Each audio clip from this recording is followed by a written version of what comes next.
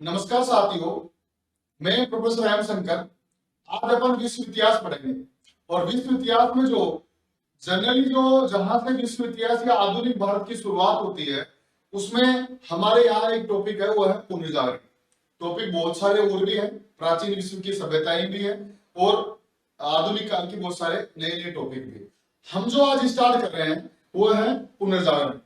पुनर्जागरण के बारे में देखें तो पुनर्जागरण जो है, अगर इसके बारे में इसी पुनर्जागरण को जो है इसका शाब्दिक अर्थ तो होता है पुनर्जागरण।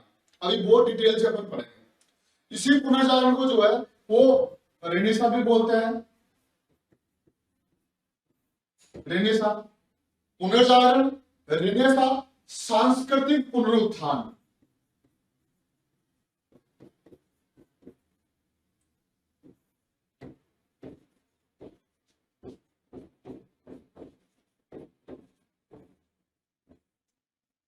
पुनर्जागरण, रेनेसां, सांस्कृतिक पुनरुत्थान, अलग अलग नाम है, उसका मतलब एक ही। पुनर्जागरण जो हिंदी वर्ड है, रेनेसां जो है वो फ्रांसीसी वर्ड है। इसको आगे डिटेल से अपन पढ़ेंगे। तो अपना आज का टॉपिक रहेगा पुनर्जागरण। पुनर्जागरण को जो है हम अलग अलग भागों में तोड़ करके देखेंगे। कैसे कि पुनर्जागरण का परिचय क्या है, उसकी पृष्ठभूमि क्या है, इसके बारे में डिटेल से अपन पढ़ेंगे। पुनर्जागरण का अर्थ और परिभाषा क्या है, कुछ लोग उसको अलग अलग अर्थों में लेते हैं, उसकी परिभाषा क्या है इसके बारे में अपन देखेंगे। पुनर्जागरण जो है उसके कारण क्या क्या थे, आखिर ऐसे कौन कौन से कॉजेज थे, कारण थे जिनके कारण पुनर्जागरण हुआ। तो पुनर्जागरण के कारणों के बारे में डिटेल से अपन पढ़ेंगे। पुनर्जागरण सबसे पहले इटली में हुआ, तो आखिर पुनर्जागरण इटली में ही क्यों हुआ, इसके पीछे क्या क्या कारण थे वो भी अपन डिटेल से पढ़ेंगे। पुनर्जागरण के जो है वो कला, साहित्य और विज्ञान के ऊपर क्या क्या प्रभाव पड़ा इसके बारे में पढ़ेंगे, क्योंकि बहुत महत्वपूर्ण टॉपिक है, यहाँ से क्वेश्चन आते हैं।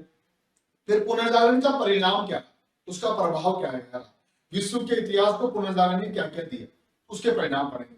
तो यानी कि पुनर्जागरण को जो है हम अलग अलग भागों में तोड़ेंगे, उसकी परिचय, उसका पृष्ठभूमि, उसका अर्थ परिभाषा, उसके कारण, इटली में ही क्यों हुआ इसके कारण, कला साहित्य विज्ञान के ऊपर क्या प्रभाव पड़ा इसका प्रभाव, पुनर्जागरण के परिणाम।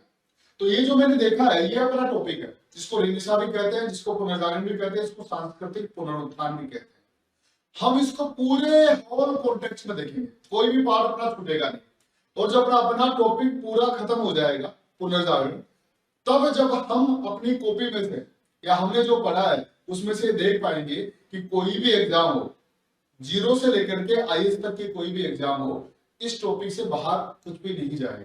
बस आप ध्यान जो है वो याद रखिएगा। इसमें बिल्कुल भी जो है आपको कॉन्फिडेंस रखना है, सब कुछ आपकी कॉपी में से आएगा, सब कुछ इस बोर्ड से आएगा।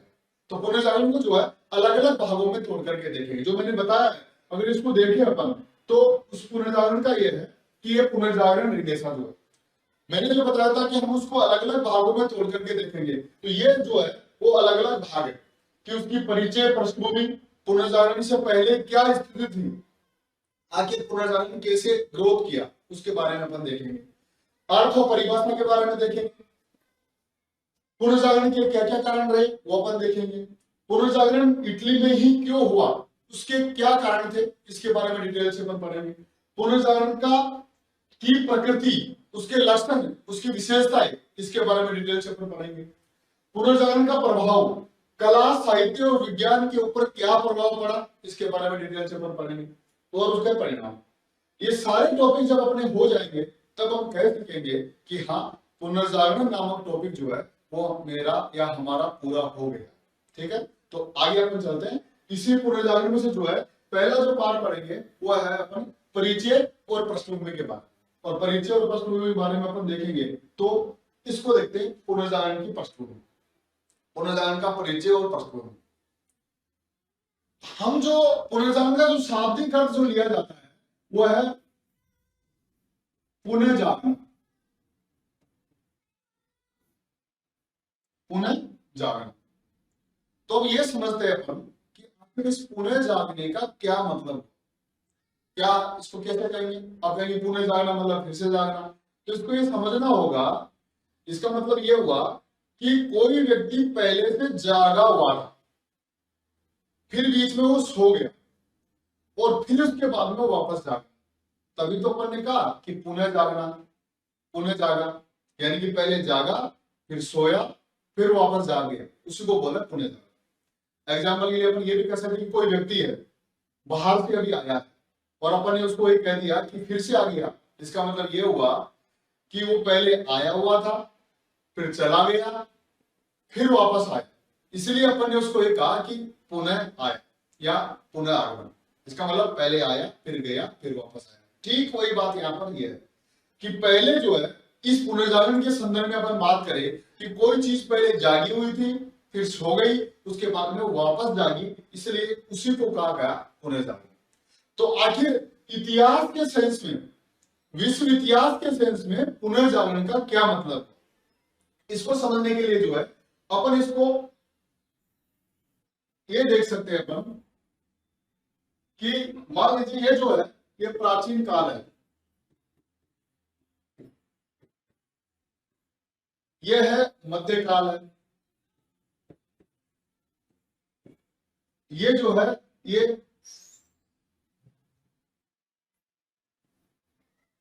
आधुनिक काल है,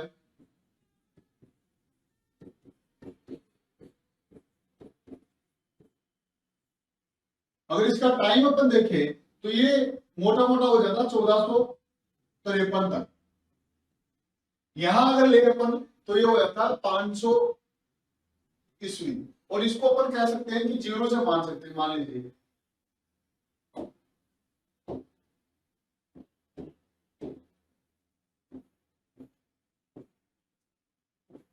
यानी कि इस पुनर्जागरण का जो है इस सेंस में क्या अर्थ हुआ वो अपन देख रहे हैं। तो अपन ये मान लीजिए यहां पर ये जो मैंने डायग्राम बनाया है इसको अपन समझने के लिए बनाया है, ये कुछ और भी हो सकता है, लेकिन अपन समझने के लिए मान लीजिए कि यूरोप के इतिहास को अपन ने 3 भागों में बांट दिया।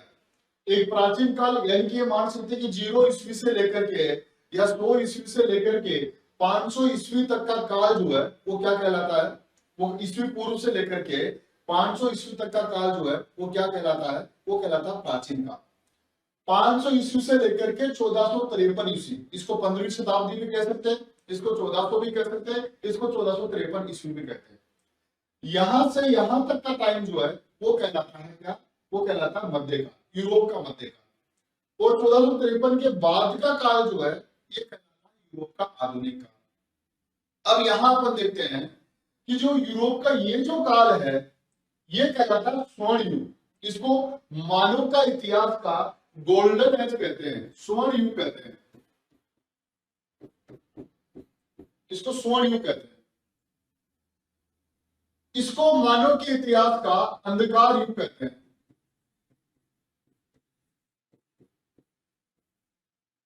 और इसको मानव के इतिहास का वैज्ञानिक युग कहते हैं। यानी कि यूरोप का प्राचीन काल जो है वो उसको मानवीय इतिहास का गोल्डन एज कहा जाता है, स्वर्ण युग कहा जाता है। इसको अंधकार युग कहा जाता है, इसको जो है वो आधुनिक काल को वैज्ञानिक युग कहा जाता है। यहां स्वर्ण युग इसलिए कहा जाता है कि मानव ने जो है, मानव के संबंधित जितने भी एस्पेक्ट है, मानव का सामाजिक, आर्थिक, धार्मिक, राजनीतिक, कला, साहित्य, विज्ञान इत्यादि का जो काल है वो यहाँ ऊंचाइयों पर था। यानी कि ये कह सकते हैं कि मानव ने यहाँ पर जो है वो तीव्र गति से प्रगति की, विकास किया, बुलंदियों को छुआ, विकास की बुलंदियों को छुआ, इसलिए ये मानवीय इतिहास का स्वर्ण युग कहलाता है। तो यूरोप का प्राचीन काल मानव इतिहास का गोल्डन एज कहलाता है, क्योंकि उसमें मानव ने ऊंचाइयां छुई, यानी कि उसने विकास के अलग अलग पायदान चरम पर पहुंच गए, कला में, साहित्य में, विज्ञान में, राजनीति में, अर्थव्यवस्था में, व्यापार में, वाणिज्य में इस यूरोप ने बहुत अधिक प्रगति की। जैसे कि नाम आपने सुकरात का सुना होगा, प्लेटो का सुना होगा, यूनान की सभ्यता है, ग्रीस की सभ्यता है, ये सब क्या है, ये प्राचीन काल है। इसमें जो है मानवीय इतिहास ने तीव्र प्रगति की, इसलिए गोल्डन एज कहलाता है। उसके बाद में जो मध्यकाल आता है ये मानवीय इतिहास का अंधकार युग कहलाता है। और अंधकार युग क्यों, क्योंकि यहाँ जो प्रगति की थी मानव ने, वो प्रगति यहाँ पर पूरी तरह से डिक्लाइन हो गई, उसका पतन हो गया। यहां मानव विकास को छू रहा है, यहाँ मानव का पूरी तरह से पतन हो गया, डिक्लाइन हो गया। इसलिए मानव का शोषण हुआ, मानव का एक्सप्लोइटेशन हुआ, मानव को हाशिए पर धकेल दिया गया, वो मात्र कठपुतली हो गया। और इसलिए जो है ये मानवीय इतिहास का अंधकार युग है। अभी डिटेल से और देखेंगे इसको। यह है वैज्ञानिक युग, जहां तर्क, विज्ञान, बुद्धि का प्रयोग हुआ, जिसको अपन आधुनिक काल कहते हैं, क्योंकि यूरोप में आधुनिक काल जो है वो पुनर्जागरण के बाद में ही है। तो इसको समझाने का मतलब यह हुआ कि यहां मानव जागा हुआ था, अवेयर था, क्योंकि उसने बहुत अधिक प्रगति की। यहां मानव सो गया, यानी कि डिक्लाइन हो गया, और यहां मानव फिर से जागा। तो इसलिए इसको क्या कह दिया गया, पुनर्जागरण। तो यानी कि प्राचीन काल जागना हो गया, गोल्डन एज हो गया, मानव का अंधकार युग सोना हो गया और वापस जागना हो गया, इसलिए इसको पुनर्जागरण कह दिया गया। तो यानी कि ये जो डायग्राम मैंने बनाया है, ये विश्व इतिहास को इस दृष्टि से देखा है कि पहले मानव कब जागा हुआ था, कब वो सो गया, और कब जो है फिर से जागा, जिसको अपन कह रहे हैं पुनर्जागरण। तो पुनर्जागरण का जो शाब्दिक अर्थ जो अपन ले रहे हैं वो ले रहे हैं पुनर्जागना, और पुनर्जागने का मतलब यहाँ पर ये मैंने जो समझाया इसको इस सेंस में। अगर इसको अपन यूं देखें, यूरोप का इतिहास जो मैंने अभी भी आपको समझाया, उसको अगर यहां देखें तो यह कि मानव का इतिहास 100 ईस्वी पूर्व से लेकर के प्राचीन काल तक, वहां यह मैंने 0 बताया था, तो यहाँ इस डेट पे नहीं रहेगा, ये अपनी काल्पनिक माना है। जहां से भी यूरोप का इतिहास होता है वहां से भी मान लीजिए। तो 100 ईस्वी पूर्व से लेकर के 500 ईस्वी तक का काल मानवीय इतिहास का प्राचीन काल है। फिर 500 से लेकर के 1453 का मध्य काल है, और 1453 के बाद का काल जो है वो आधुनिक काल है। यहां मैंने कहा था कि ये मानवीय इतिहास का गोल्डन एज है। और गोल्डन एज क्यों है, क्योंकि यहां पर सेंटर में मानव था। इसका मतलब क्या हो, इसका मतलब ये हुआ कि सारे चीज का पैमाना, कि कोई चीज सही है या कोई चीज गलत है, इसको कैसे नापेंगे, इसको नापेंगे मानव के आधार पर। मान लीजिए पेन है, ये पेन अगर मानव के लिए सही है तो ये स्वीकार है, एक्सेप्टेबल है, और ये अगर मानव के खिलाफ है तो इसको स्वीकार नहीं करना। यानी कि इस काल में, प्राचीन काल में जो मानव का गोल्डन एज था, वहां पर मानव सेंटर में था, सारी चीजें उसके इर्द गिर्द थी, जो भी कुछ होता था जिस जिस क्षेत्र में हुआ वो मानव के लिए किया गया। यानी कि मानव की उपयोगिता थी, मानव सेंटर में था, मानव को देख करके ही सब चीजें बनाई गई थी। और इसलिए मानव को अधिक से अधिक, मानवीय जीवन को अधिक से अधिक सुखी बनाने के लिए जो है वो प्रयोग हुए। इसलिए मानव से संबंधित जितने भी क्षेत्र थे, राजनीतिक, सामाजिक, आर्थिक, धार्मिक, कला, साहित्य, विज्ञान, व्यापार, वाणिज्य, सभी में जो है मानव ने तीव्र प्रगति की। तो यहाँ जो है मानव ने उच्च पायदान को छू लिया, इसलिए क्या कहलाता, गोल्डन एज कहलाता, स्वर्ण युग कहलाता। तो मानवीय इतिहास का ये स्वर्ण युग का। फिर अपन ने क्या कहा कि इस काल, ये जो काल है ये मानवीय इतिहास का अंधकार युग है। यहां अंधकार युग क्यों कहा गया, क्योंकि मानव ने पूरी तरह से जो है वो क्या कर दिया, जो यहां पाया था यहां उसने खो दिया। यहां सेंटर में कौन था, मानव। अब देखिए यहां सेंटर में आ गया रिलीजन, धर्म। धर्म जो है यहां मानव था, यहां सेंटर में था, यहां धर्म जो है मानव की जगह धर्म तो हासिल पर था।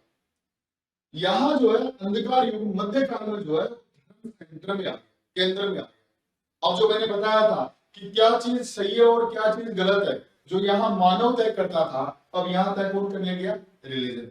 अगर यूरोप के मध्यकाल की बात करें तो यूरोप में मध्यकाल युग जो है, उस मध्यकाल में अंधकार युग में कौन था, धर्म था, रिलीजन था। और धर्म का नाम था रोमन कैथोलिक धर्म।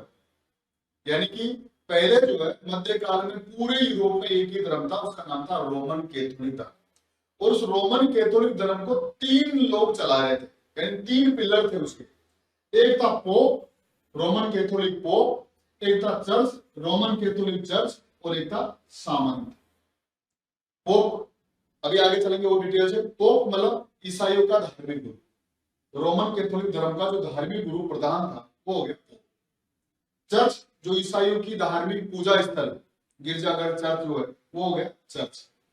सामंत जो भूमि के बड़े बड़े मालिक थे, बड़े बड़े भूमि के मालिक थे, या जिसके पास सेनाएं हुआ करती थी, वो है सामंत। तो यानी कि इस धर्म को चलाने वाले, रोमन कैथोलिक धर्म को चलाने वाले 3 लोग थे, 3 पिलर थे, पोप, चर्च और सामन। तो यानी कि पोप, चर्च और सामन जो है इस धर्म रूपी बिल्डिंग के 3 पिलर, ये तीनों मिलकर के इसको चला रहे हैं।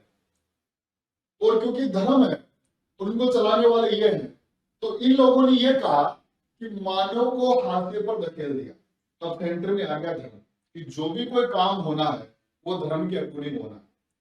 कोई वस्तु, कोई चीज, कोई विचार, कोई ज्ञान अगर धर्म के अकॉर्डिंग सही है, धर्म को लाभ पहुंचा रहा है, तो वो स्वीकार्य है। अगर वो धर्म के खिलाफ है तो स्वीकार्य नहीं है। तो यानी कि यहाँ पर ये हुआ कि धर्म सेंटर में आ गया। अब धर्म सेंटर में आ गया तो मानव का शोषण हुआ, अत्यधिक शोषण हुआ। और जब मानव का शोषण हुआ तो वो विकास के गर्त पर पहुंच गया, डिक्लाइन हो गया। इसलिए इसको मानवीय इतिहास का क्या कहा गया, अंधकार युग कहा गया। इसको डिटेल से आगे देखेंगे अभी लोग।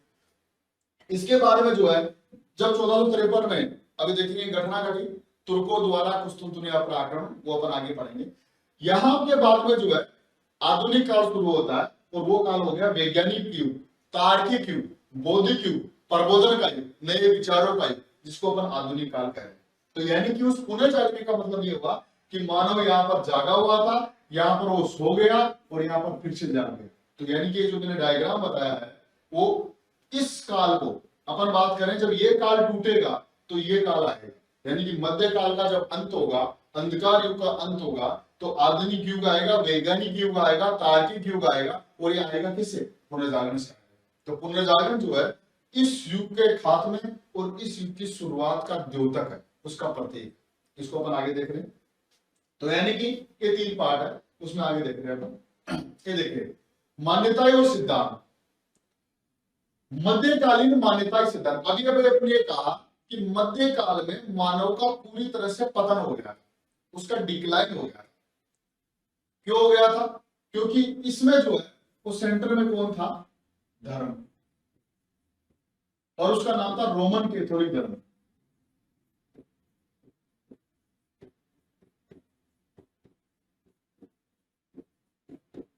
इसको चलाने वाले कौन थे, पोप, चर्च और सामन, ये इसको चलाने वाले थे। तो यानी कि मध्यकालीन मान्यता सिद्धांत, यानी कि मध्यकाल किन किन बातों पर टिका हुआ था, किस किस पर आधारित था, ऐसी कौन कौन सी मान्यताएं थी जिस पर मध्यकाल टिका हुआ था। तो अपन ये कहा, इसको बात करें कि धर्म जो है मध्यकाल में सब कुछ धर्म सेंटर में था, और उस धर्म का नाम था रोमन कैथोलिक धर्म। उस धर्म को चलाने वाले लोग थे पोप, चर्च और सामन, ये तीनों मिलकर के इस धर्म को चलाया। यानी कि मध्यकालीन युग जो है, यूरोप का जो मध्यकाल है, ये पूरी तरह से धार्मिकता का युग था, रोमन कैथोलिक धर्म का युग था। जो भी चीजें हुआ करती थी वो धर्म के अकॉर्डिंग हुआ करती थी। अगर कोई धर्म के खिलाफ बोल रहा है, इसका मतलब उसको सूली पर चढ़ा दिया गया, उसको मार दिया गया। जो धर्म के खिलाफ है वो स्वीकार्य नहीं है, जो धर्म के सपोर्ट में है वो स्वीकार है। तो मध्यकाल जो है कुछ बातों पर टिका हुआ था। यानी कि मध्यकाल में एक मान्यता तो ये थी कि मानव जन्म से पापी है, एक मान्यता ही थी। जैसे अपने यहाँ क्या होता है, हम क्या मानते हैं हिंदू धर्म में कि मानव एक विवेकशील प्राणी है, और लाख कोशिशों के बाद, हजारों लाखों जन्मों के बाद जो है मानव को जो है वो मानवीय जन्म मिलता है। यानी कि मतलब कि मानव के रूप में जन्म लेता है, उससे पहले पता नहीं क्या है। तो यानी कि मानव का जन्म अपने आप में बहुत ही वरदान माना गया। जबकि ईसाई धर्म, यहां पर बात करिए अपन, रोमन कैथोलिक धर्म, यहाँ पर मानव को जन्म से पापी माना गया। मानव पापी है ये कहा गया। ये बहुत बड़ी बात है कि किस धर्म में जो है, कौन से धर्म में, आज के ईसाई धर्म में नहीं, रोमन कैथोलिक धर्म में, जिसकी ग्रंथि ओल्ड टेस्टामेंट, बाइबल, पुरानी बाइबल, वो भी देखेंगे डिटेल से अपन। तो रोमन कैथोलिक धर्म में यहाँ एक ये मान्यता थी कि मानव जन्म से पापी है। अब वो क्यों है अभी आगे देखेंगे उसके बारे में। एक मान्यता थी कि मानव जन्म से पापी है, और पोप जो है, ये जो पोप है ये ईश्वर का अवतार है, ईश्वर का अवतार है। इसको ईश्वर ने भेजा है मनुष्य को पापों से मुक्ति दिलाने के लिए। कैसे दिलाएगा, क्यों दिलाएगा, अभी आगे देखेंगे। आखिर पोप ही क्यों दिलाएगा। तो पोप जो है वो मनुष्य, इस पृथ्वी पर ईश्वर का अवतार है, अजय है, उसको कोई हरा नहीं सकता, सर्वोच्च है, उसकी आज्ञा का पालन करना ही करना। ये पोप ईश्वर का अवतार है। नेक्स्ट मान्यता क्या थी कि यहां पर जो है वो एक कहा गया कि पृथ्वी जो है वो सेंटर में है। अभी इसको आगे देखेंगे अपन और पृथ्वी सेंटर में है, सब चीजें उसके चारों ओर चक्कर लगा रखी है। ऐसा क्यों कहा? ऐसा इसलिए कहा, अभी देखेंगे अपन कि पृथ्वी सेंटर में ऐसा क्यों कहा, आगे देखेंगे। पर ये क्या है? ये गलत सिद्धांत है, जबकि सेंटर में कौन है? सूर्य। तो यहाँ पर ये मान्यता था कि पृथ्वी के अंदर में है, सब चीजें उसके चारों ओर चक्कर लगा रही है, वो देखेंगे अपन। नेक्स्ट बात ये है कि दूसरा, पृथ्वी समतल है, पृथ्वी फ्लैट है। अगर कोई जाएगा तो इधर गिर जाएगा, इधर जाएगा तो इधर गिर जाएगा। क्यों? ये गलत है। ये इस काल में ऐसा ही चल रहा है, ये झूठी मान्यता नहीं है, अंधविश्वास है। ये टूटेगी तो पुनर्जागरण आएगा। तो अभी इसको डिटेल से आगे समझेंगे, मैं सिर्फ बता रहा हूं शॉर्ट में आपको कि पृथ्वी समतल है। दूसरा, यहां पर जो है सामंतवाद का बोलबाला है, नए विचार, तर्क का, बुद्धि का, विज्ञान का इत्यादि का कोई बोलबाला नहीं है। यहां सिर्फ अंधविश्वास है, धर्म प्रधान युग है, सब कुछ धर्म के अकॉर्डिंग होता है, सब कुछ धर्म के इर्द गिर्द होता है। जो धर्म के खिलाफ बोला उसको इन लोगों ने जो है तो सूली पर चढ़ा दिया, फांसी पर चढ़ा दिया। तो ज्ञान, विज्ञान, तर्क इत्यादि का कोई स्थान नहीं है। मानव हाशिए पर है, मानव कठपुतली है, जो भी कुछ हो रहा है वो धर्म के अकॉर्डिंग हो रहे हैं, वो चला रहे हैं ये लोग। तो यानी कि ये मध्यकालीन कुछ मान्यता है। इसको अगर डायग्राम में अपन देखेंगे तो ये है मध्यकालीन मान्यता है और सिद्धांत। यहाँ पर क्या है? मैंने बताया मानव जन्म से पापी है। अब क्यों है ये भी मैं बताऊंगा आपको। तो ये माना गया है कि मध्यकालीन मानव को जन्म से पापी माना गया। पोप पृथ्वी पर ईश्वर का अवतार है, अजय है, यानी कि इस पृथ्वी पर जो है पोप आया है वो ईश्वर ने भेजा है उसको। क्यों भेजा अभी देखेंगे आगे। पाप मोचन पत्रों की परंपरा, यहाँ पर देखिए कि जब मानव जन्म से पापी है और अगर उसको पापों से मुक्त होना है तो एक पाप मोचन पत्रों का ट्रेडिशन था, परंपरा थी, अंधविश्वास भी कह सकते हैं, अभी देखेंगे इसके बारे में। इसको बोलते हैं इंडल्जेंसेस भी बोलते हैं, इसको क्षमा पत्र भी बोलते हैं, पाप मोचन पत्र, मुक्ति पत्र भी बोलते हैं। ये क्या होते हैं अभी आगे देखेंगे। पृथ्वी के अंदर में सेंटर में पृथ्वी है, बाकी सब चीजें चारों ओर चक्कर लगाती है, ये गलत है। इसको बोलते हैं जियोसेंट्रिक थ्योरी, अभी आगे देखेंगे इसके बारे में। पृथ्वी समतल है, ऐसे फ्लैट है, जबकि पृथ्वी तो क्या है? गोल है। ये तो बाद में मालूम चला, पुनर्जागरण के बाद में। पहले तो यही माना गया कि पृथ्वी फ्लैट है। क्यों है ऐसा, क्यों माना गया ये भी अपन देखेंगे। धर्म के अंदर में मानव माता कठपुतली है, सेंटर में कौन है? रिलीजन, और मानव माता कठपुतली।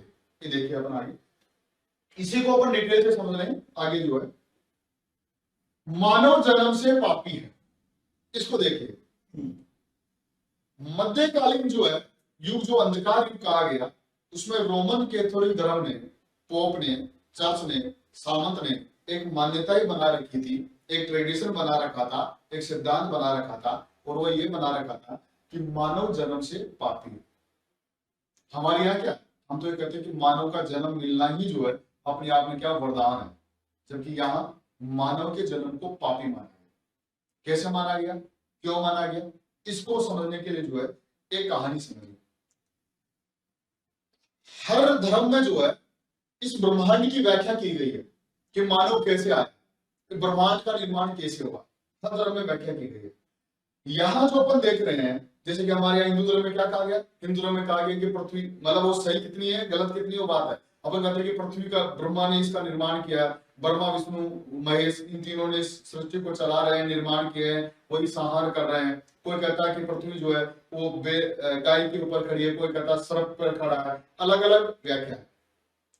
ईसाई धर्म में इस ब्रह्मांड की क्या व्याख्या की गई वो देखते हैं। ईसाई धर्म में कि मध्यकालीन युग में जो रोमन कैथोलिक धर्म था उसमें ये मान्यता थी कि जो ब्रह्मांड है, ये ब्रह्मांड पूरा जो है वो ईश्वर का बनाया हुआ ब्रह्मांड जो है, ये जो पूरा संसार है, ये पूरा संसार है, ब्रह्मांड जो है वो ईश्वर की देन है, ईश्वर ने बनाया। अब जब इस ब्रह्मांड को ईश्वर ने बनाया तो ईश्वर ने सबसे पहले इस ब्रह्मांड में दो व्यक्तियों को भेजा। एक का नाम था आदम, एक का नाम था ईव। ईव जो है वो महिला थी और आदम जो है वो पुरुष थे। यानी कि हमें पढ़ रहे हैं कि मध्यकालीन ईसाई धर्म में, रोमन कैथोलिक धर्म में ये मान्यता थी, ये परंपरा थी कि ब्रह्मांड जो सबसे पहले जो था, जिसका निर्माण ईश्वर ने किया है, इस ब्रह्मांड में सबसे पहले जो है ईश्वर ने जो है दो व्यक्तियों को भेजा। एक का नाम आदम, एक का नाम ईव। आदम पुरुष का नाम है, ईव जो है वो महिला का नाम है। सबसे पहले इस दुनिया में जो है आदम और ईव आए। आदम और ईव जब आए, आदम और ईव ने जो है इन दोनों को जब ईश्वर ने इस दुनिया में लाए, तो इनको ये कहा कि सबसे पहले आप इस ब्रह्मांड का उपयोग करोगे और इस पूरे ब्रह्मांड में आप कभी दुख नहीं सहोगे, कभी भी जो है आपको दुखों का सामना नहीं करना पड़ेगा, कभी दुख, हमेशा सुखी रहोगे बशर्ते। लेकिन ईश्वर ने क्या कहा कि आप हमेशा सुखी रहोगे, कभी आपके मन में, आपकी जिंदगी में, आपके लाइफ में जो है कभी भी दुख नहीं आएगा। लेकिन आपको क्या करना है कि इन दोनों को इस ईश्वर ने जो है वो क्या दिया, एक सेब दिया, एप्पल, अलग अलग है। अपने यहां देख रहे हैं कि इन ईश्वर ने जो है पहले इन दोनों को लेके आए और इन दोनों को एक एप्पल दिया, एक सेब दिया, और ये कहा कि जब तक ये एप्पल जो है आपके साथ है, आपको इस पूरी दुनिया में, पूरे ब्रह्मांड में कभी दुख या दुखी नहीं होना पड़ेगा, कभी दुख नहीं आएगा, बशर्ते कि ये एप्पल आपके साथ में रहे। और इसको खाना नहीं है, अगर खाओगे तो कुछ और हो जाएगा, बस आप इसको अपने साथ रखिएगा और आप इस दुनिया में चले। ऐसा करके ईश्वर हो गए गायब, यानी ईश्वर चले गए। अब कुछ दिन तो ऐसे ही गुजारते रहे, दो चलता रहा, चलता रहा, चलता रहा, सुखी रहे, कभी भी कोई दुखों का सामना नहीं करना पड़ा। अंत में क्या हुआ कि जो ईव, जो महिला, यानी ये कह सकते हैं पति पत्नी थी, पति और पत्नी थे, ये कह सकते हैं। ईव ने, महिला ने जो है इस आदम को फोर्स किया, दबाव डाला कि इस फल को खाना। तो क्या होता है, अगर आपको कोई ये कह दे कि ये चीज नहीं करना, तो मन में रहता है कि देखिए करते हैं, ऐसा क्या होता है, ऐसा कर क्या होता है, ऐसा करने से क्या होता है। ठीक वही बात यहाँ पर भी देखो कि ईव ने जो है वो आदम को फोर्स किया फल को खाने के लिए। पहले तो आदम ने मना किया कि नहीं, लेकिन इसके बार बार कहने पर इन दोनों ने जो है इस फल को क्या कर लिया, खा लिया। अब खाते ही जो है कुछ दिनों बाद में इन दोनों की एक संतान उत्पन्न हुई, यानी ये कह सकते कि पुत्र या पुत्री जो भी है, पुत्र की उत्पत्ति हुई या पुत्र की उत्पत्ति हुई, कि जैसे ही फल को खाया एप्पल को दोनों ने, उसके एक संतान की उत्पत्ति हुई, फिर इसके एक संतान हुई, फिर उसके एक संतान हुई, फिर उसके एक संतान हुई, और जो आज ब्रह्मांड है ये इसी आदम और ईव की संतान है। ऐसा कौन कहता है? अपन बात करें मध्यकालीन जो कैथोलिक धर्म है, उसमें ये कहा गया है कि जो ब्रह्मांड है वो आदम और ईव की संतान है। आदम और ईव, और संतान क्यों हुई? क्योंकि संतान जो है आदम और ईव ने जब इस फल को खा लिया तब संतान हुई, और हम किसकी संतान है? आदम और ईव की संतान है। तो यानी कि देखिए कि इस फल को खाकर के जो है आदम और ईव ने क्या किया? आज्ञा का उल्लंघन किया, ईश्वर की आज्ञा का उल्लंघन। और ईसाई धर्म में जो है ईश्वर की आज्ञा का उल्लंघन उसको कहा गया पाप, कि अगर कोई ईश्वर की आज्ञा का उल्लंघन करेगा तो वो पाप है। और क्यों? क्योंकि ईश्वर ने कहा था कि आपको ये एप्पल नहीं खाना है, जब तक नहीं खाओगे तब तक सुखी रहोगे। जब खा लिए तो संतान हुई, संतान हुई, और आज देख रहे संसारिक जीवन क्या है? दुखों का घर है, हर धर्म में कहा गया। तो यानी कि दुख क्यों आए? आदम और ईव ने फल खाया और उससे संतान हुई, तो हम जो दुख दे ले रहे हैं, अगर एक संतान होती नहीं तो दोनों रहते किसी को, और ईश्वर ने कहा था कि दुख होगा ही नहीं, तो यहाँ पर संतान आ गई तो दुखी होते, और दुखी हुए तो आज जो दुख है। तो यानी कि इस आदम और ईव ने इस फल को खा करके ईश्वर की आज्ञा का क्या किया? उल्लंघन किया। और ईश्वर की आज्ञा का उल्लंघन मतलब पाप, यानी कि पाप करने के कारण मनुष्य का जन्म हुआ। इसलिए जो है मनुष्य को क्या कहा गया? मानव को जन्म से पापी कहा गया। तो यानी कि मानव को जन्म से पापी क्यों कहा गया? ईसाई धर्म में। कौन से धर्म में? मध्यकालीन। तो ये परंपरा पहले ही चल रही थी, यानी कि जिस मध्यकालीन धर्म, मध्यकालीन यूरोप, जिस अंधकार युग की बात करें, उसमें एक मान्यता यह थी कि मानव जन्म से पापी है, मानव ने ईश्वर की आज्ञा का उल्लंघन किया, इसलिए वो जन्म से पापी है। और जो क्योंकि सारे मानव उसकी संतान है इन दोनों की, इसलिए सारे मानव जन्म से क्या है? पापी। तो ये मान्यता जो है यहाँ, ये जो मैं आपको बता रहा हूँ, ये आपके सिलेबस में नहीं है। सिलेबस इन द सेंस आपके क्वेश्चन एग्जाम में नहीं आएगा। ये पुनर्जन्म को समझने का एक पहला बैकग्राउंड है।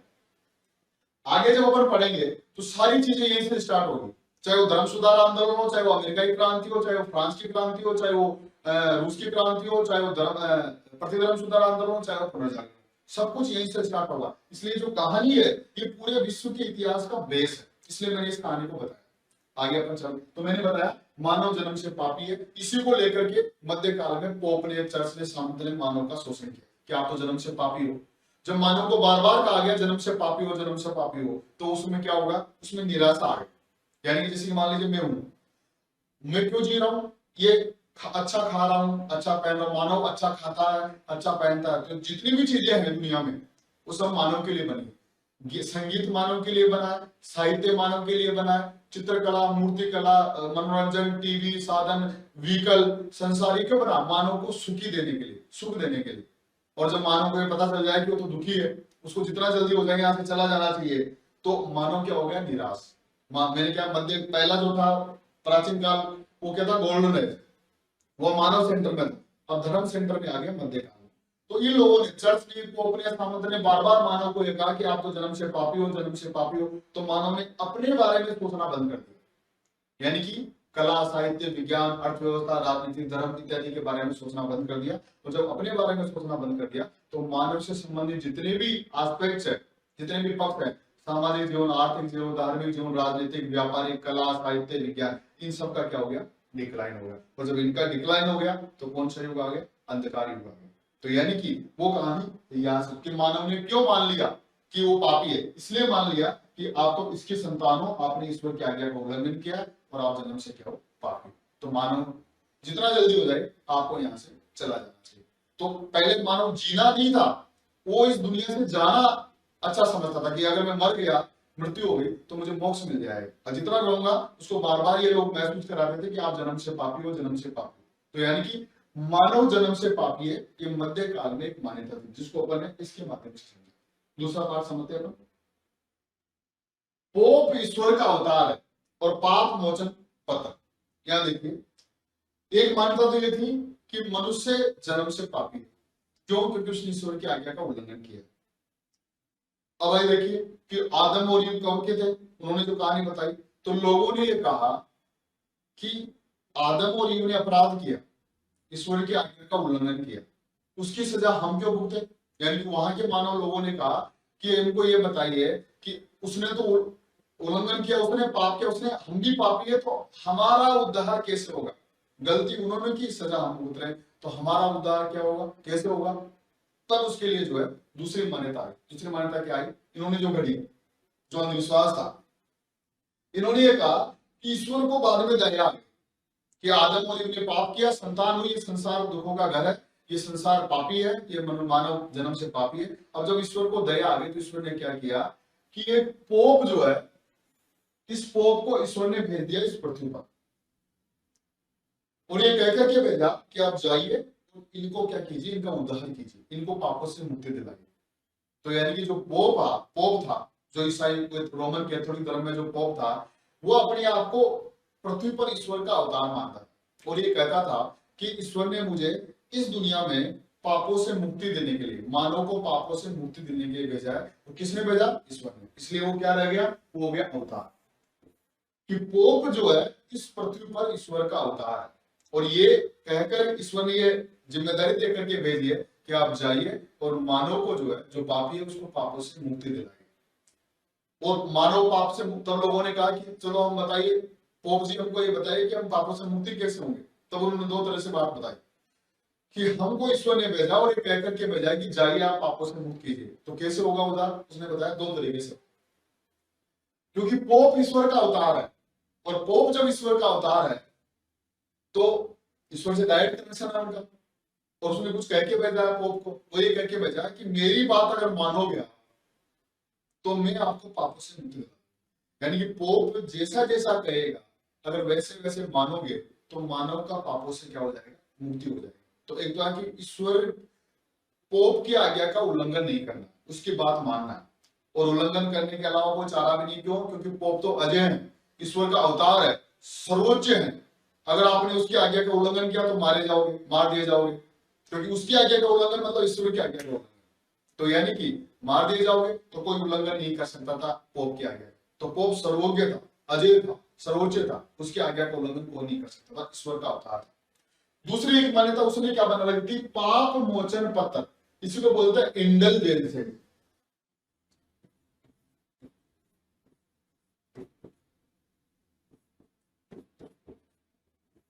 इंडलजेंसेस इसी को बोलते हैं मुक्ति पत्र।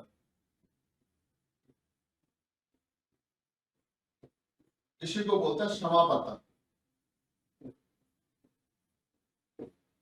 इसी को बोलते हैं विमोचन पत्र, पाप विमोचन पत्र।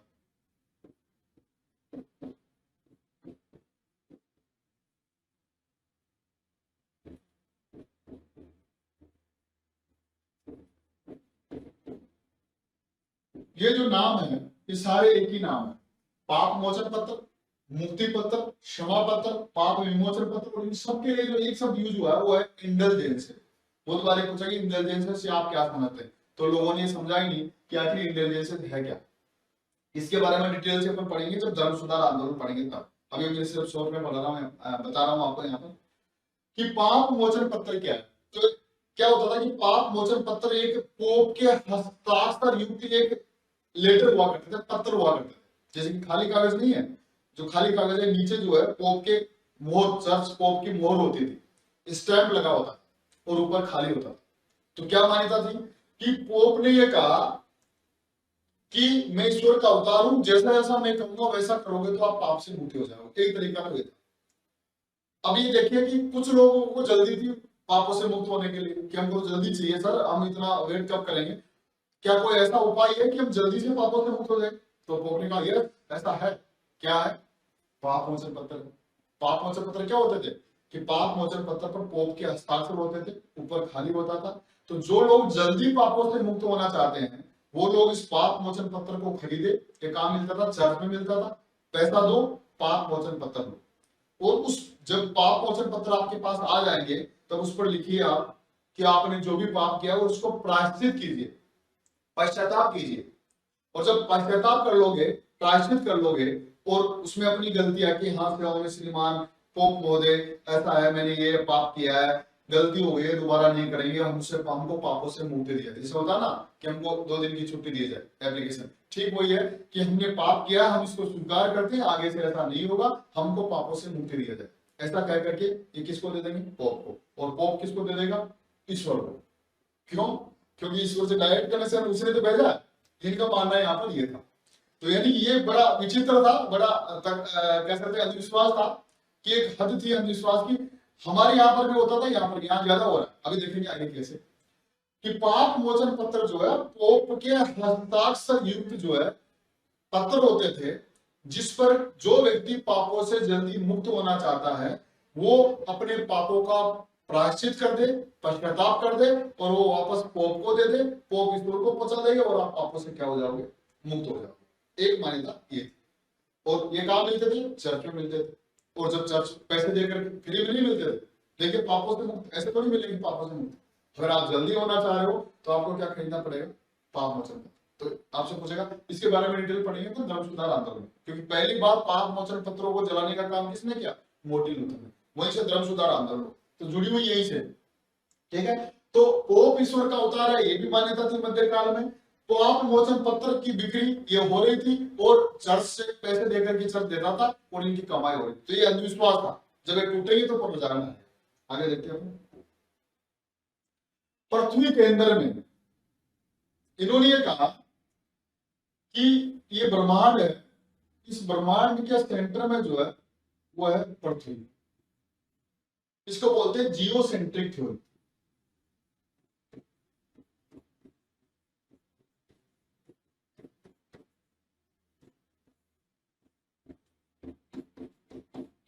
भू आधारित सिद्धांत।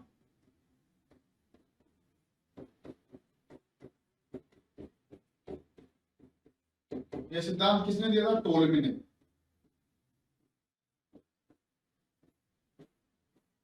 अब इसको देखिए,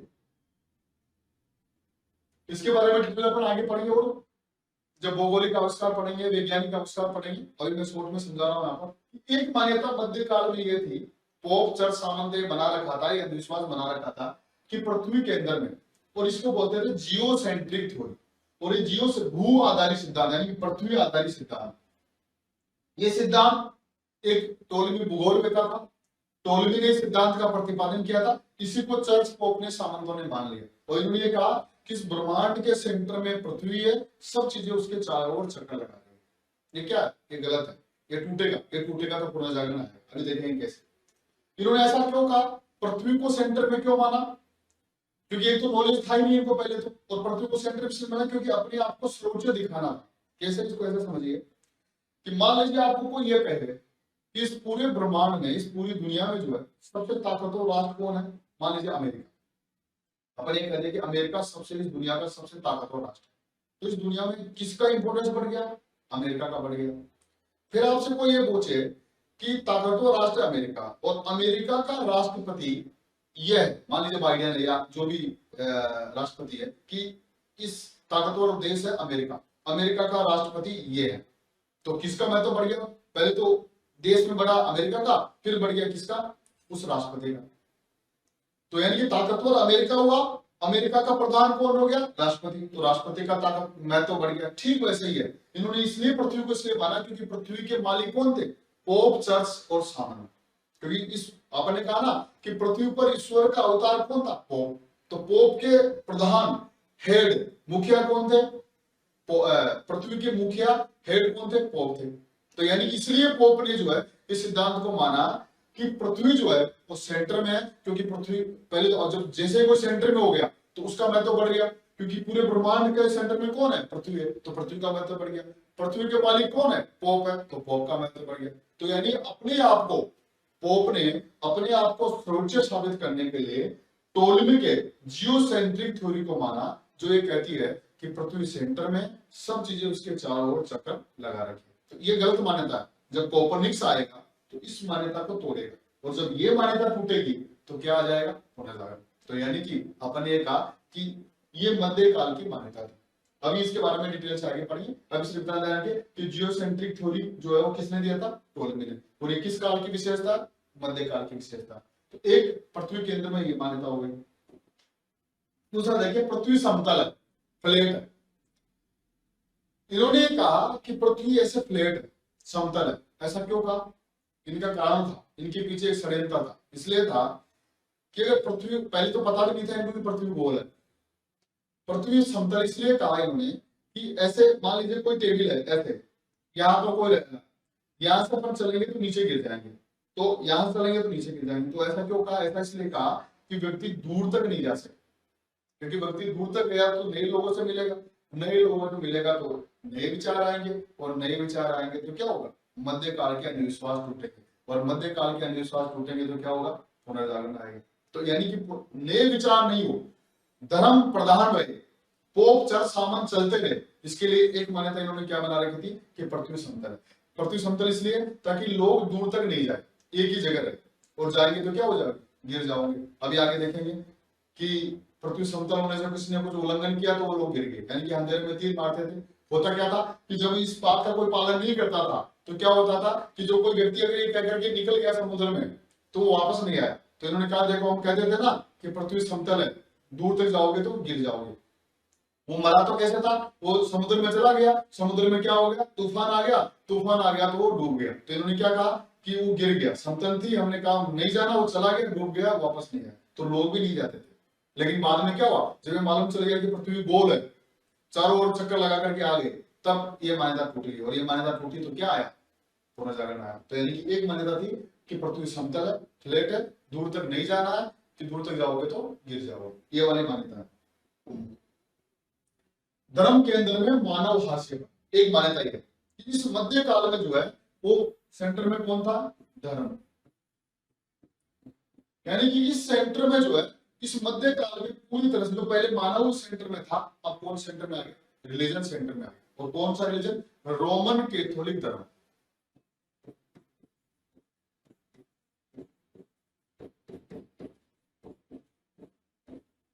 और इसको चलाने वाले कौन है? 3 लोग हैं, पोप,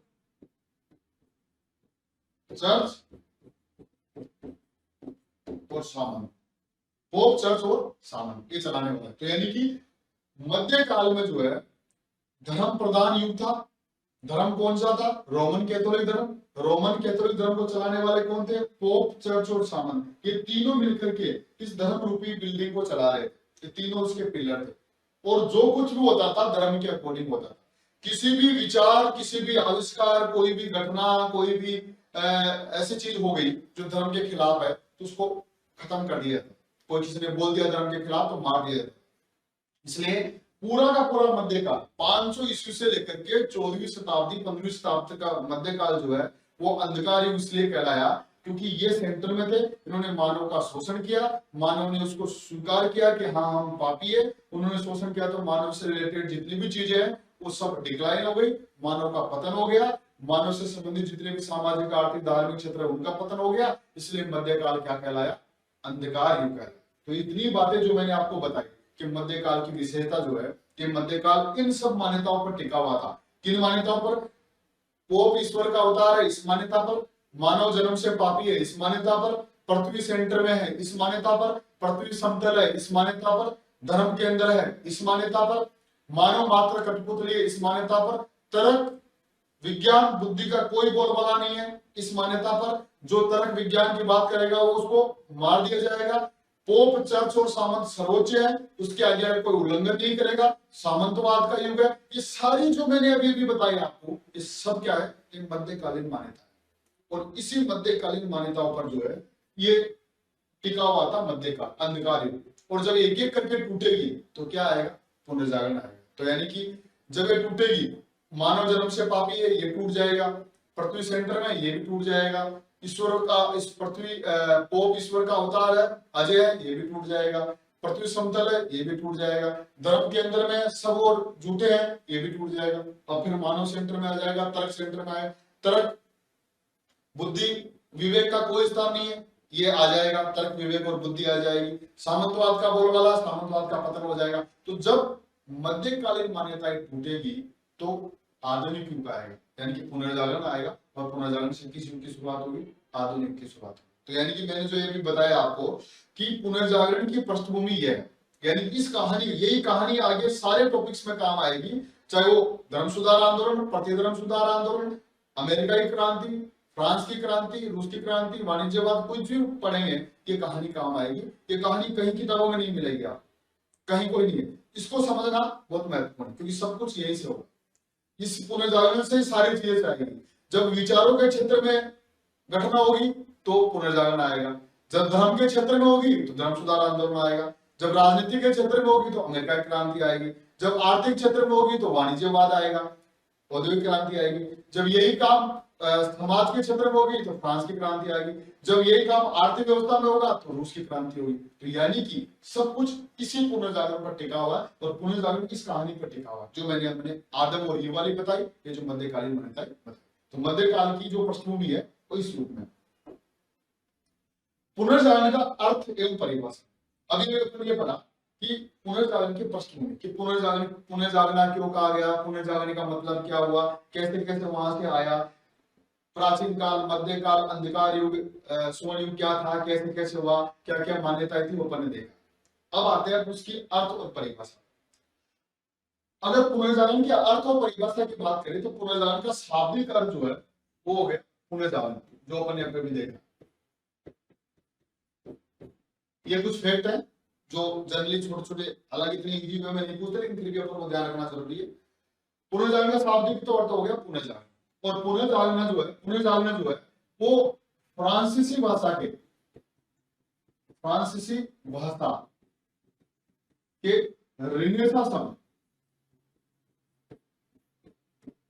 रिनेसा शब्द का हिंदी रूपांतरण है। पुनर्जागरण फ्रांसीसी भाषा के रिनेसा शब्द का हिंदी रूपांतरण। आपसे अगर पूछे कि पुनर्जागरण किस शब्द से उत्पत्ति हुई है? रिनेसा से। रिनेसा किस भाषा का शब्द है? फ्रेंच भाषा का शब्द है। और इस रिनेसा शब्द, जो फ्रांसीसी भाषा का जो रिनेसा शब्द है, इसका सबसे पहले प्रयोग जो है, सबसे पहले प्रयोग जो है इटली का लेखक थे वेसाली, उसने सबसे पहले जो है 16वीं शताब्दी में इसका प्रयोग किया। और किस सेंस में किया? वास्तुकला के क्षेत्र में। वास्तुकला के परिवर्तनों के संदर्भ में।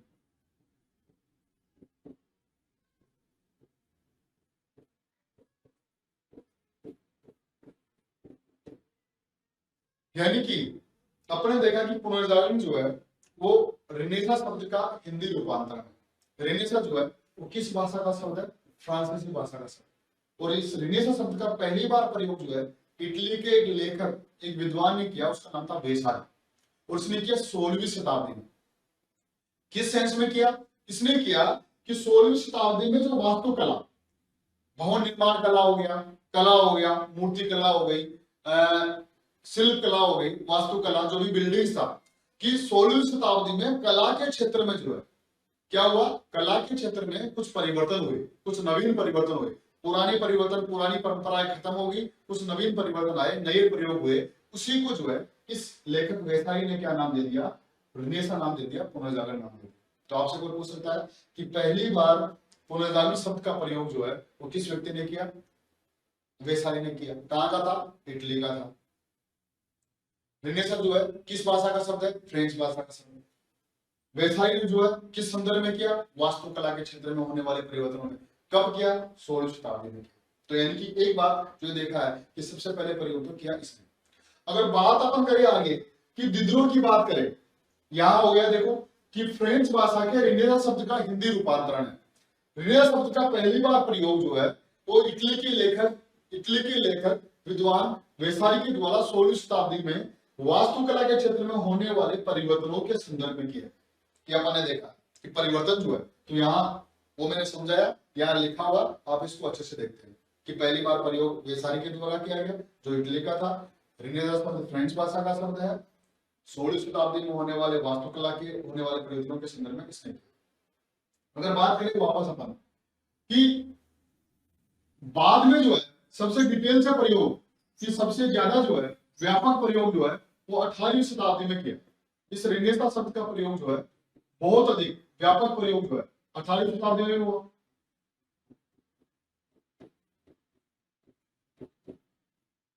अठारहवीं शताब्दी में हुआ। और वो किसने किया? दिद्रो ने। दिद्रो कहां का था? फ्रांस का, फ्रांसिस था। कहां किया? एनसाइक्लोपीडिया में किया। इसकी पुस्तक का नाम था एनसाइक्लोपीडिया, विश्वकोश।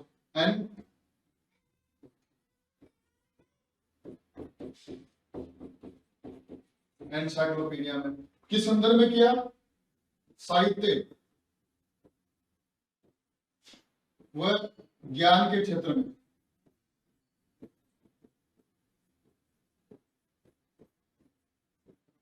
तो पहले मैंने बताया कि सबसे पहले प्रयोग किसने किया? वेसारी के द्वारा किया गया। 18वीं शताब्दी में इसका व्यापक प्रयोग हुआ। तो 18वीं शताब्दी में इसका व्यापक प्रयोग जो है फ्रांसीसी क्रांति के दौरान एक विद्वान थे, उसका नाम था दिद्रो। दिद्रो ने जो है अपनी पुस्तक विश्वकोश, इसके बारे में, दिद्रो के बारे में हम जब फ्रांसीसी क्रांति पढ़ेंगे तब डिटेल से पढ़ेंगे। तो दिद्रो ने जो है अपनी पुस्तक, प्रसिद्ध पुस्तक की एनसाइक्लोपीडिया में जो है 18वीं शताब्दी में इस पुनर्जागरण शब्द का व्यापक प्रयोग किया। और किस संदर्भ में किया?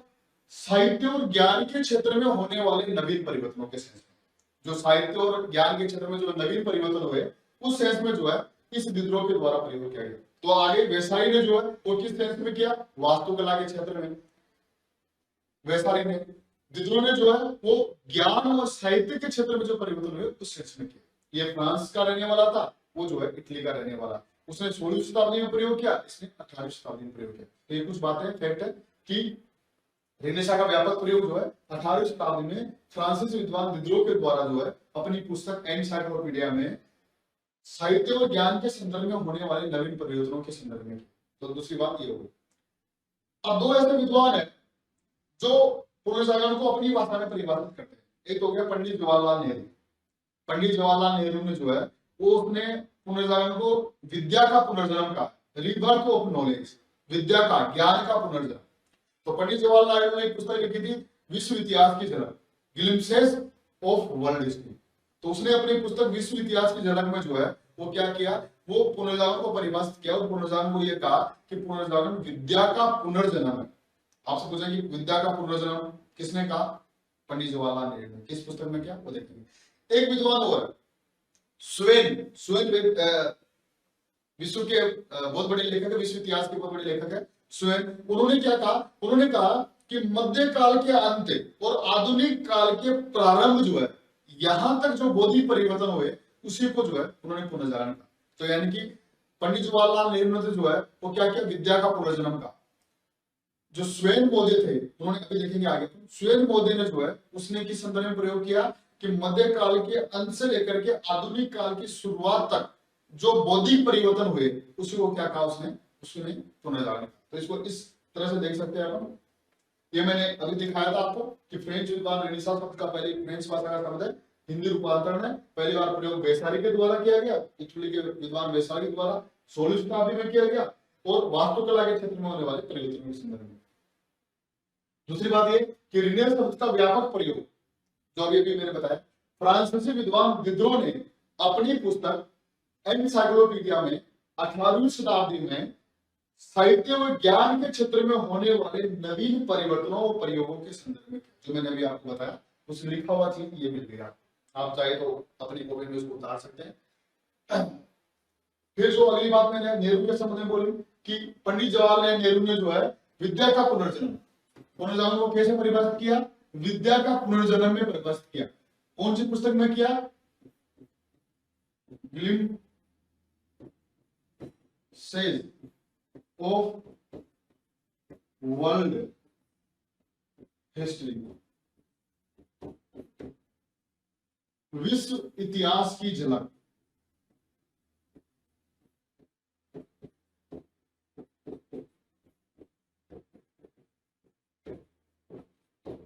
विश्व इतिहास की झलक।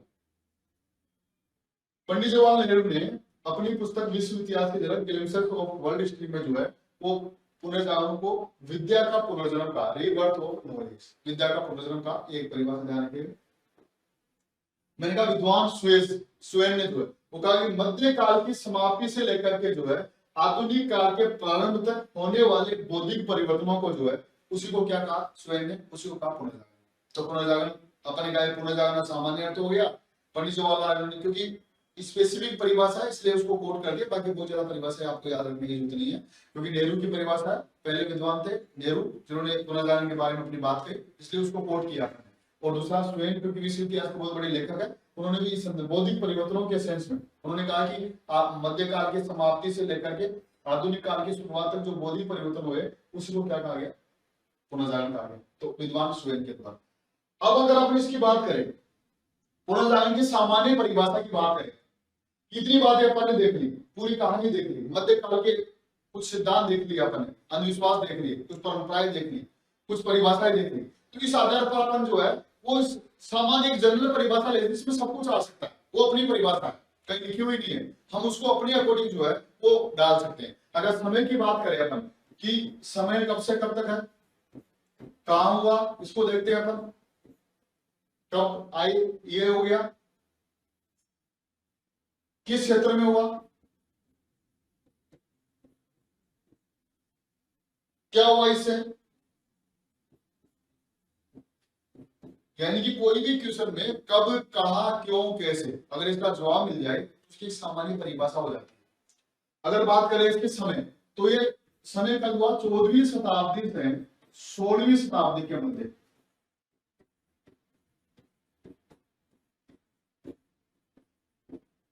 अभी मैं समझा रहा हूं इसका मतलब क्या हो, समय कहा, यूरोप में, और यूरोप में भी सबसे पहले कहां हुआ, इटली में हुआ।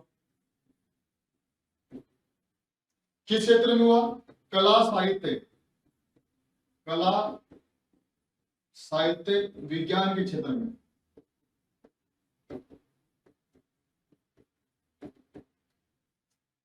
क्या हुआ, मध्यकाल का अंत हुआ, अंत, आधुनिक काल की शुरुआत, युग की शुरुआत। और ये किस पर आधारित था,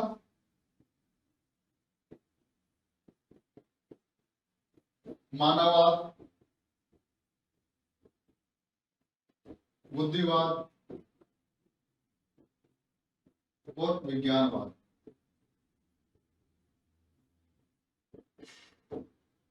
यानी कि पुनर्जागरण की अगर अपन सामान्य परिभाषा दें तो ये कुछ बातें हैं, इसको अगर मिला दोगे तो पुनर्जागरण की सामान्य परिभाषा हो जाएगी। कभी कभी आरएस में आपको 2 लाइन का या 4 लाइन का क्वेश्चन पूछ लेता है, आता था पहले, तो आपको एकदम एग्जैक्ट कोई भी परिभाषा जब आपको लिखनी हो तो आपको एग्जैक्ट परिभाषा होनी चाहिए कि कब, क्या, क्यों, कहां, कैसे। अगर ये सोच लो माइंड में पहले इस बात को, अगर ये बात आपके माइंड में आ जाए और इसको आपने एक्सप्लेन कर दिया तो मान के चलिए कि आपकी परिभाषा सर्वमान्य हो गई, कोई काट नहीं सकता।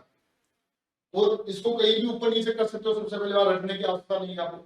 तो इसको अगर मैं इसको पढ़ के सुनाऊं कि पुनर्जागरण 14वीं से 16वीं शताब्दी के मध्य हुआ, यूरोप में हुआ, सबसे पहले इटली में हुआ, क्योंकि पुनर्जागरण का सबसे पहले प्रारंभ कहां हुआ? इटली में हुआ।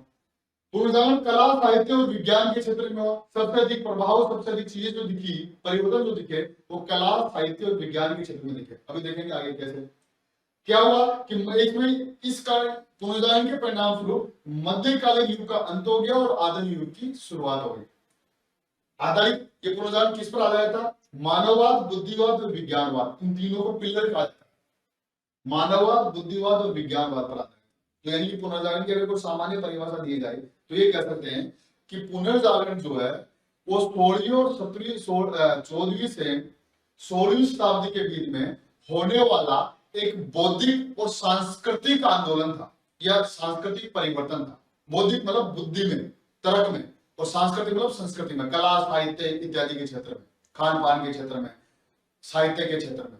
तो 14वीं से 16वीं शताब्दी के मध्य यूरोप में होने वाला एक बौद्धिक एवं सांस्कृतिक आंदोलन था जो सबसे पहले यूरोप में प्रारंभ हुआ। यूरोप में भी इटली से प्रारंभ हुआ। यह पुनर्जागरण मानववाद, विज्ञानवाद और बुद्धिवाद पर आधारित था और ये कला, साहित्य और विज्ञान के क्षेत्र में हुआ। और इसके परिणाम स्वरूप क्या हुआ कि एक युग का अंत हुआ और एक युग की शुरुआत हुई। मध्यकालीन युग का अंत हुआ, आधुनिक युग की शुरुआत हुई। तो एक सामान्य परिभाषा, इसको अगर अपन देखेंगे तो ये देख सकते हैं, ये जो मैंने अभी बताई आपको, एक्सप्लेन किया, वो ये है पुनर्जागरण की सामान्य परिभाषा। इनको जोड़ दोगे तो आपके पास में एक एग्जैक्ट परिभाषा होगी जिसको कोई काट नहीं सकता कि पुनर्जागरण 14वीं से 16वीं शताब्दी के मध्य होने वाला एक बौद्धिक एवं सांस्कृतिक परिवर्तन या आंदोलन था। ये यूरोप में सबसे पहले इटली में प्रारंभ हुआ। यह मानववाद, विज्ञानवाद और बुद्धिवाद पर आधारित था। यह कला, साहित्य, विज्ञान के क्षेत्र में हुआ। इसके परिणाम स्वरूप मध्यकालीन युग का अंत हुआ और आधुनिक युग की शुरुआत हुई। ये जो है ये क्या हो गया कि ये अपने पास पुनर्जागरण की सामान्य परिभाषा हो। तो पुनर्जागरण की सामान्य, तो अपन ने देखा है कि पुनर्जागरण की एक बैकग्राउंड देखा, फिर पुनर्जागरण का अर्थ और परिभाषा देखा। अब पुनर्जागरण के कारणों पर अपन चलते हैं कि पुनर्जागरण के कारण क्या क्या, इसको अपन देखते हैं।